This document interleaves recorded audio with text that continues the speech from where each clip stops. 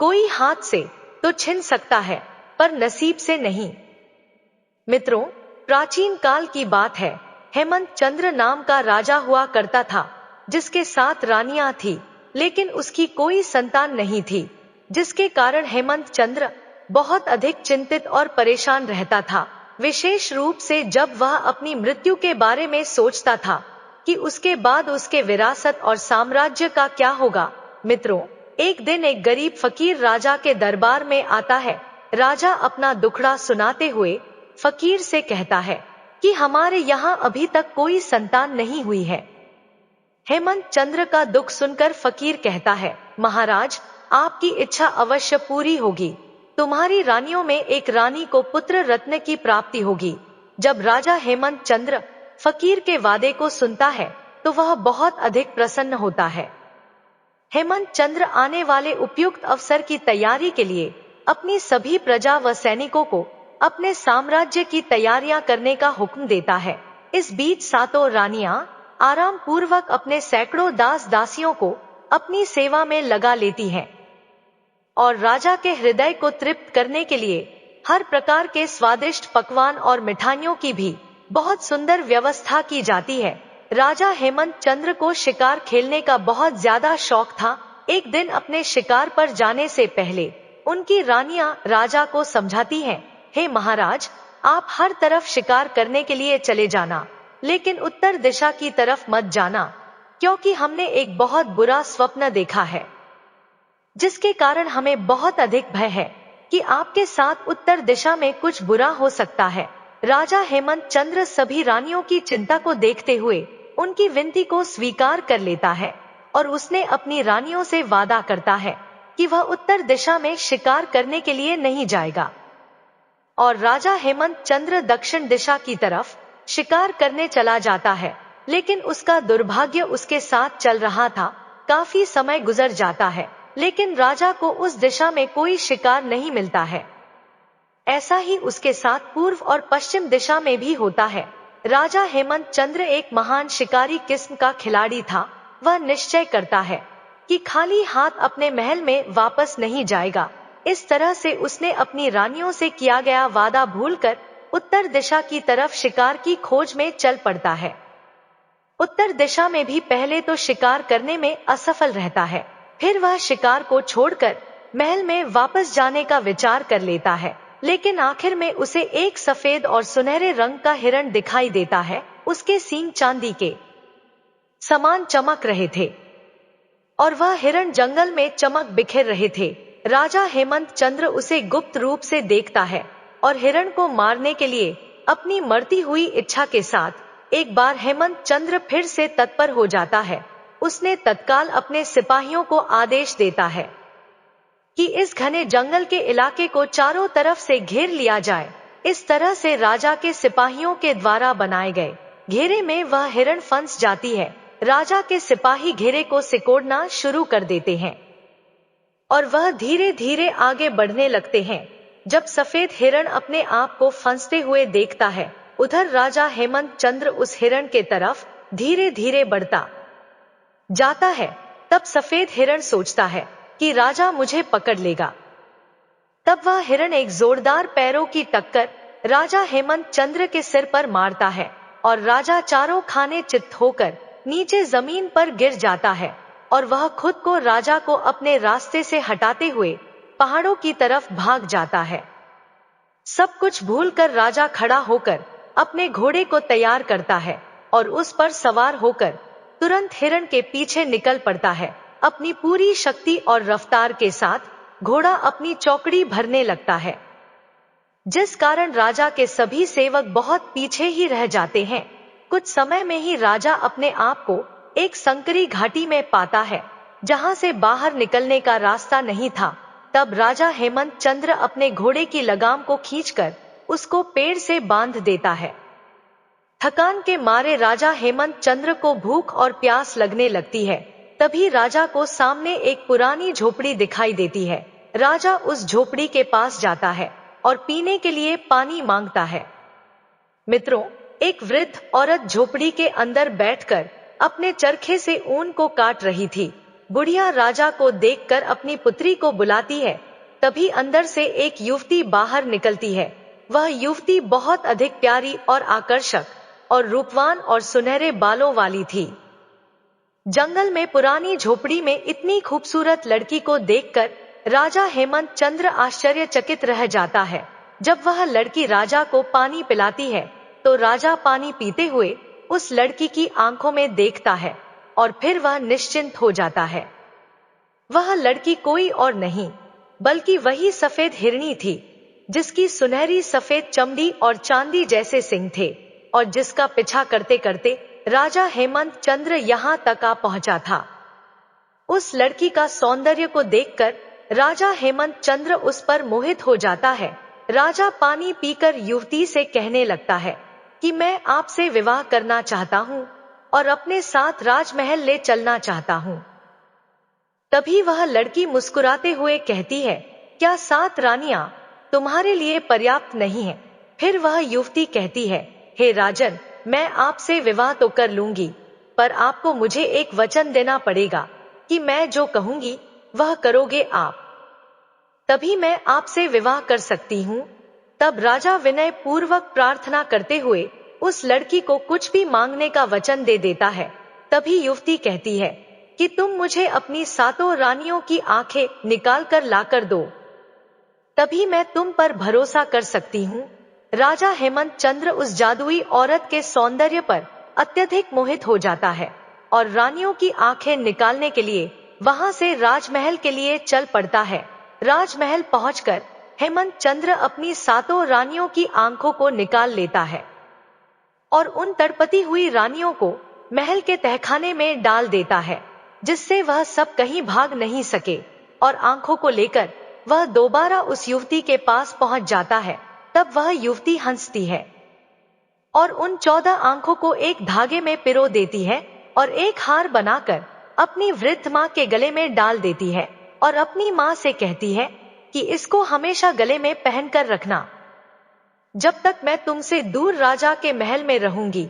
और वह राजा हेमंत चंद्र की पत्नी बनकर राजमहल चली जाती है। राजमहल पहुंचकर राजा अपनी 7 रानियों के सारे बहुमूल्य आभूषण और सभी कपड़े उसको दे देता है, जिनको 7 रानियां पहना करती थी, और उनका महल रहने के लिए दे देता है और 7 रानियों की सभी दासियों को उसकी देखभाल के लिए रख देता है। इस तरह से वह युवती सब कुछ प्राप्त कर लेती है जिसकी उसको कामना थी। उधर बड़ी रानी ने एक बड़े ही सुंदर बच्चे जन्म देती है। यह बालक बहुत सुंदर था, लेकिन दूसरी रानियां बड़ी रानी से ईर्ष्या करने लगती है और उस सुंदर लड़के से भी नफरत करने लगती है। लेकिन लड़का यह सिद्ध कर देता है कि वह उन सब के लिए बहुत अधिक उपयोगी है। तब सभी रानियां उसको पसंद करने लगती हैं और उसे अपने बेटे की तरह मानने लगती है। मित्रों, काफी समय बीत जाता है। लड़का तहखाने में इधर उधर घूमने लगता है और तहखाने की छत को खरोंचकर एक छोटा छेद बनाता है, फिर उसको बड़ा बनाकर उससे बाहर निकल जाता है। छोटा लड़का कुछ समय के लिए गायब रहकर वापस आता है तो अपने साथ कुछ मिष्ठान और खाने पीने का सामान लाता है, जिसको सामान रूप से बांटकर उसने अपनी सभी 7 अंधी माताओं को खिला देता है। ऐसे करते करते काफी समय निकल जाता है। धीरे धीरे वह लड़का दीवार के सुराख को और बड़ा बना लेता है और वह उस सुराख से हर रोज दिन में 2-3 बार बाहर आने जाने लगता है और वहां बाहर छोटे बच्चों के साथ खेलता था। उसे कोई नहीं जानता था कि यह बच्चा किसका है, लेकिन हर आदमी उसको पसंद करता था। वह लड़का दिन में 2-3 बार बाहर निकल जाता है। चलते हुए वह लड़का महल के पीछे से गुजर रहा था, तभी अचानक उसकी निगाह उस रानी पर पड़ती है जो सुंदर अतुलनीय अप्सरा के समान दिखाई पड़ती है। तभी वह देखता है कि कुछ सफेद कबूतर महल के आसपास उड़ रहे थे और उसने वहीं से अपने तीर धनुष से निशाना साधकर एक सफेद कबूतर को मार डालता है। वह कबूतर हवा में चक्कर खाता हुआ उस रानी के करीब खिड़की के पास आकर गिरता है। तब रानी कबूतर को मरे देख और खिड़की से बाहर देखा और पहली ही दृष्टि में उसने उस सुंदर लड़के की झलक को देख लेती है। जो अपने हाथों में धनुष बाण लिए खड़ा था। और वह अपनी जादू की शक्ति से पहचान लेती है कि यह राजा का लड़का है। वह रानी ईर्ष्या से जल उठती है और बिना किसी देरी किए हुए अपने नौकरों को भेज उस लड़के को लाने के लिए कहती है। नौजवान लड़का रानी के सामने आता है। तब रानी उस मरे हुए कबूतर को देने के लिए कहती है। तब वह लड़का कठोरता से उत्तर देता है कि यह कबूतर मेरी 7 अंधी माताओं के लिए है, जो अभी काल कोठरी में कैद है, और मैं उन्हें खाने के लिए नहीं दिया तो वह भूखे मर जाएगी। धूर्त रानी क्रोध से चिल्लाते हुए कहती है, दुष्ट आत्मा, क्या तुम उनकी आंखों को पुनः लाकर उन्हें नहीं देना चाहेगा? यह कबूतर मुझे दे दो और मैं तुमको रास्ता बताती हूँ जहाँ पर तू अपनी 7 माताओं की आंखों को प्राप्त कर सकता है। इतना सुनते ही वह लड़का अत्यधिक आनंदित हो जाता है और तत्काल उसने उस कबूतर को उस रानी को दे देता है। रानी मरे हुए कबूतर को लेते हुए कहती है कि वह तुरंत बिना किसी देर किए जंगल की उत्तर दिशा की ओर चले जाना और वहां पर एक संकरी घाटी दिखाई देगी और वहां जाकर एक वृद्ध औरत को तलाश करना है जिसने गले में तेरी माताओं की आंखों को माला बनाकर पहन रखी है। इतना कहकर वह दुष्ट रानी लड़के को कागज का टुकड़ा देते हुए कहती है, अगर तुम उसको यह कागज का टुकड़ा दोगे तो वह तेरी माताओं की आंखें तुम्हें वापस कर देगी। मित्रों, असल में उस कागज पर लिखा था कि इस शैतान के बच्चे को तत्काल मार डालो और इसका खून पी जाओ। वह लड़का पढ़ना लिखना नहीं जानता था, इसीलिए उसने उस कागज के टुकड़े को बहुत संभाल कर अपने पास रख लेता है और वहां से रानी की वृद्ध मां को तलाशने के लिए निकल जाता है। चलते चलते वह लड़का एक ऐसे नगर में पहुंच जाता है जहां पर वह देखता है कि वहां के सभी निवासी बहुत अधिक उदास और निराश थे। वह लड़का उन सबसे उदासी का कारण पूछता है। तब एक आदमी कहता है कि यहाँ के राजा के केवल एक संतान है, जो एक लड़की है, और वह किसी से विवाह नहीं करना चाहती है। जो भी युवा उसके पास विवाह करने के लिए जाता है वह सबको मना कर देती है, और जब उसके पिता की मृत्यु हो जाएगी तो इस राज्य की विरासत पर कौन राज्य करेगा, यही सोचकर उस राज्य का प्रत्येक निवासी दुखी और उदास है। उनको भय है कि राजकुमारी हम सब प्रजा के बारे में बिल्कुल सोचती नहीं है।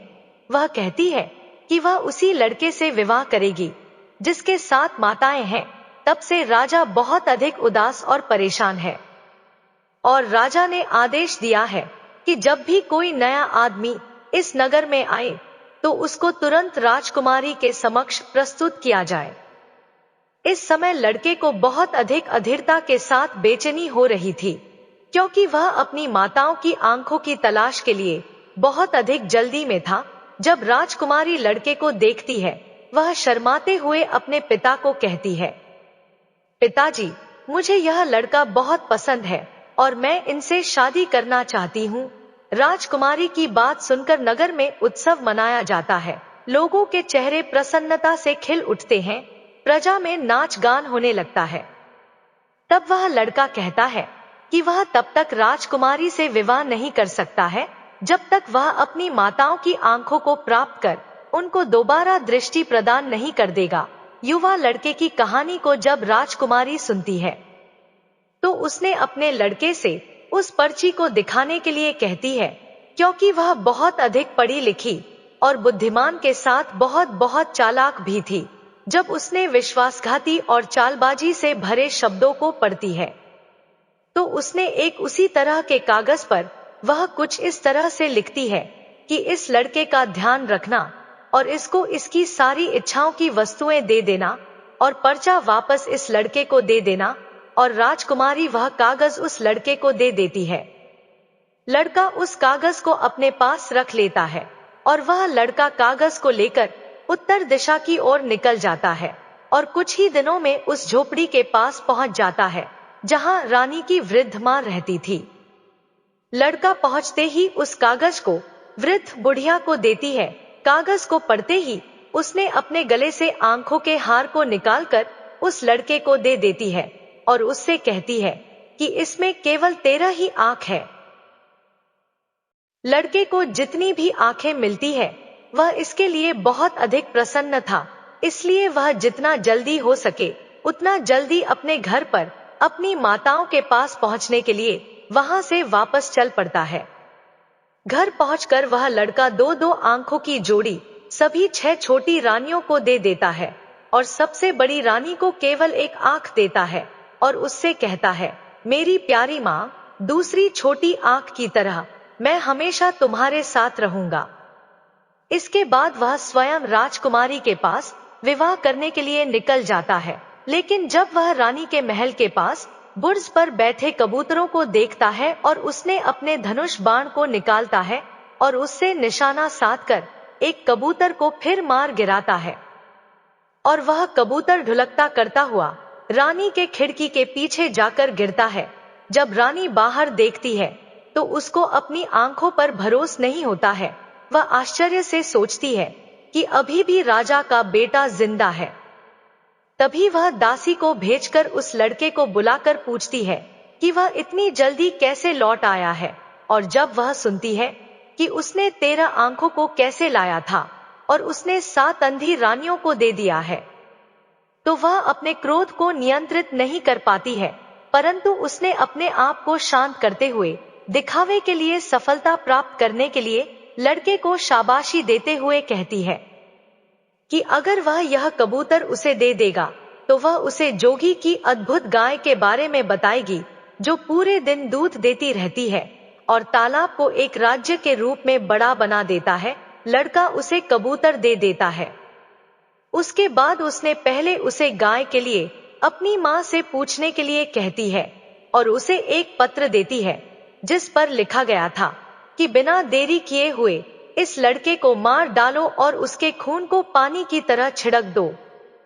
वह लड़का कागज को लेकर राजकुमारी के नगर की ओर चल पड़ता है। लड़का नगर में पहुंच जाता है। तब उसकी होने वाली पत्नी राजकुमारी देरी से आने का कारण पूछती है। तब वह लड़का राजकुमारी को कागज देते हुए सब कुछ बता देता है। राजकुमारी दुष्ट रानी की नियत समझ जाती है, इसलिए उसने फिर पहले की तरह पत्र को बदलकर लड़के को दे देती है और वह लड़का उस पत्र को लेकर उस वृद्ध औरत के पास पहुंच जाता है और उसको पत्र देते हुए जोगी की सफेद गाय मांग लेता है। तब वृद्ध औरत उस लड़के से कहती है कि तुम उसको पाओगे कैसे? जिस गाय की तू मांग कर रहा है उसकी रक्षा के लिए 18,000 दैत्य को लगाया गया है और वह हमेशा उस गाय रूपी बहुमूल्य खजाने की रखवाली करते रहते हैं। इसके बाद फिर उस लड़के ने बड़ी बहादुरी के साथ वह सब करता है जो उसको करने के लिए कहा गया था। उसने लंबी यात्रा करते हुए काफी समय के बाद उस जोगी के सफेद गाय के पास और उस तालाब के पास पहुंच जाता है जो गाय के दूध से भरा था, जिसकी रक्षा के लिए वहां पर 18,000 दैत्य जुटे हुए थे। वे सब वास्तव में बहुत अधिक खतरनाक और भयावह दिख रहे थे, फिर भी लड़के ने अपने उत्साह को कम नहीं होने देता है। वह अपनी संगीत की ध्वनि को बजाता हुआ आगे बढ़ता रहता है, ना बाएं देखता है और ना दाएं, वह सीधा चलता रहता है। इसके बाद वह सीधा जोगी की गाय के पास पहुंच जाता है। सफेद लंबी गाय जो बहुत सुंदर और अलौकिक थी, वहां पर तैनात सभी दैत्यों का राजा था, जो उस गाय के पास बैठकर दिन रात उसको दुहा करता था। जोगी ने उस लड़के को वहां देखकर कहता है कि तुम यहाँ क्यों आए हो?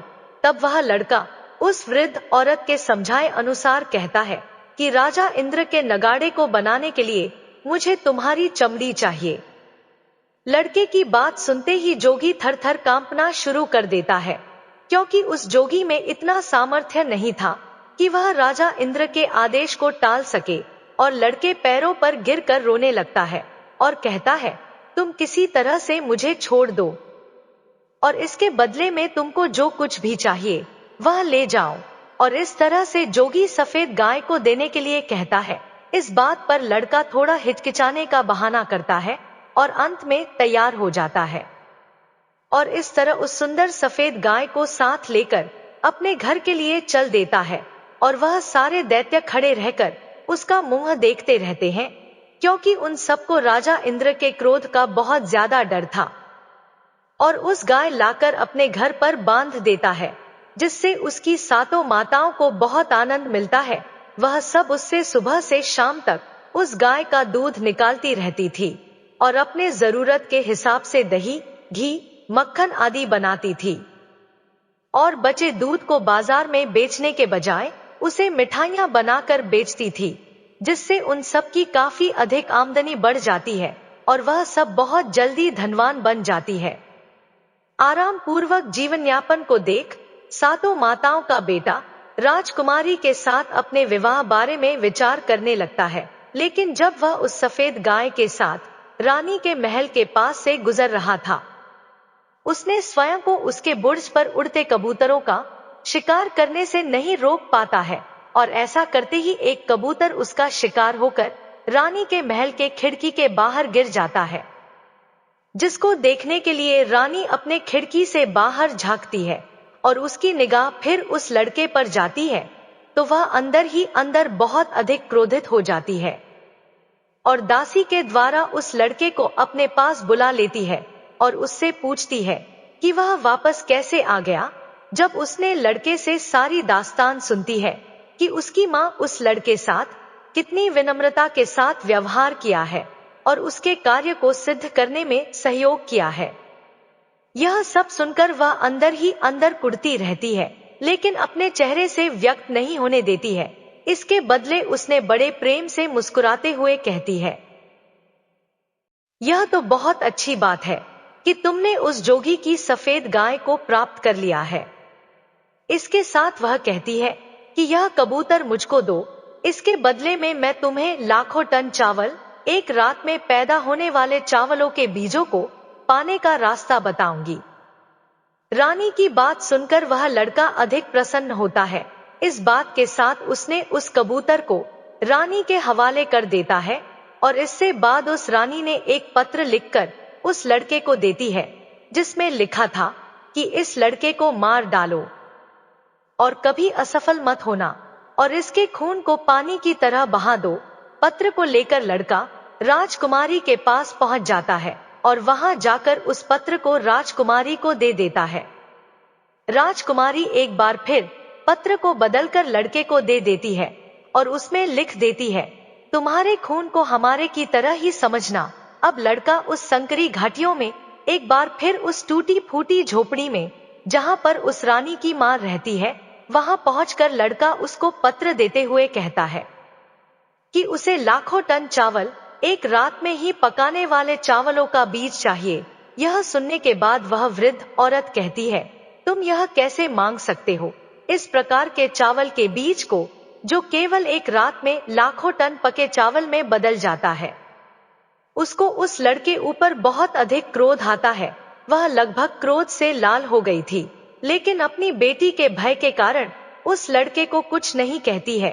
उसने स्वयं के क्रोध को नियंत्रित कर लेती है और उस लड़के से कहती है, जाओ और देखो ऐसे खेत को जिसकी रक्षा के लिए 18 लाख दैत्य लगे हैं, और उसको चेतावनी देती है कि वहां कभी भी पीछे मत देखना, सीधा आगे ही आगे चलते रहना और उस खेत के मध्य में पहुंचकर सबसे लंबे फसल को तोड़ लेना। इस तरह से वह लड़का वहां से चल देता है और जल्दी ही उस खेत के पास पहुंच जाता है जिसकी रक्षा के लिए 18 लाख दैत्य लगे थे, और वहां पर वह लाखों टन चावल एक रात में तैयार करने वाला चावल का पेड़ खेत में सबसे मध्य में उगा था। वह बहादुरी के साथ आगे ही आगे बढ़ता रहता है, ना दाएं देखता है और ना बाएं देखता है, और जब वह खेत के मध्य में पहुंच जाता है, उसने खेत मध्य में सबसे लंबी फसल के पेड़ को वहां से उखाड़ लेता है। लेकिन जब वह उसको लेकर अपने घर की तरफ चलता है तो उसके पीछे से हजारों लाखों आवाजें एक साथ आने लगती हैं और रोते हुए उसकी तरफ बढ़ती है और यह कहते हुए, कृपया मुझे भी तोड़ लो। तभी लड़का पीछे मुड़कर देख लेता है। इसी के साथ उसका शरीर तुरंत थोड़ी सी राख के ढेर में बदल जाता है। इसके अतिरिक्त वहां कुछ भी नहीं था। उधर जब बहुत अधिक समय बीत जाता है और वह लड़का वापस नहीं जाता है तो उस वृद्ध औरत को चिंता होने लगती है और उसे याद आता है जो उसकी बेटी ने पत्र में लिखा था कि इसके अंदर वही खून है जो तुम्हारे अंदर है और इसे अपना ही खून समझना। इसलिए वह वहां से उस लड़के तलाशने के लिए चल पड़ती है कि उसके साथ आखिर क्या हुआ है। जल्दी ही वह उस राख के ढेर के पास पहुंच जाती है तो वह अपनी जादुई शक्ति से सब कुछ देख लेती है कि इसके साथ क्या हुआ था। उसने वहां से थोड़ा सा पानी लेती है और उस लड़के की राख में पानी डालकर उसको मिट्टी का लोथरा बनाकर उस लड़के का हुबहू मिट्टी का शरीर बनाती है और अपनी छोटी उंगली को काटकर उस मिट्टी के शरीर के मुख में अपने खून की कुछ बूंदे को डालती है, जिससे वह लड़का तुरंत जीवित होकर पहले की तरह से खड़ा हो जाता है। तभी उस वृद्ध औरत ने गुर्राते हुए उसको डांटकर कहती है, दोबारा फिर कभी मेरी आज्ञा का उल्लंघन मत करना, नहीं तो मैं तुमको अकेला छोड़ दूंगी। इस तरह से 7 रानियों का बेटा आनंद पूर्वक अपनी माँ के पास वापस आ जाता है और अपने साथ चावल के बीज को लाता है, जिसके कारण वह बहुत जल्दी ही बहुत बड़ी मात्रा में धन कमाने लगता है और उस राज्य का सबसे अधिक धनी आदमियों में से एक बन जाता है। फिर वह लड़का उस राजकुमारी से विवाह कर लेता है। राजकुमारी जब शादी करके आती है तब वह अपने लिए बिल्कुल वैसा ही महल का निर्माण कराती है जैसा कि पहले 7 रानियों का महल था, जिसमें 7 रानियां रहा करती थी। सातों रानियां फिर से उस महल में खुशी खुशी रहने लगती है। मित्रों, हेमंत चंद्र की रानी ने कितनी कोशिश की उनका पुत्र मारा जाए, लेकिन हुआ वही जो उस लड़के की नसीब में थी। मित्रों, आपके हाथ से छिना जा सकता है, लेकिन आपके नसीब से कोई नहीं छीन सकता है। मित्रों, कहानी कैसी लगी कमेंट बॉक्स में कमेंट करके जरूर बताएं। वीडियो को लाइक शेयर करें और साथ ही हमारे चैनल को सब्सक्राइब करें। धन्यवाद।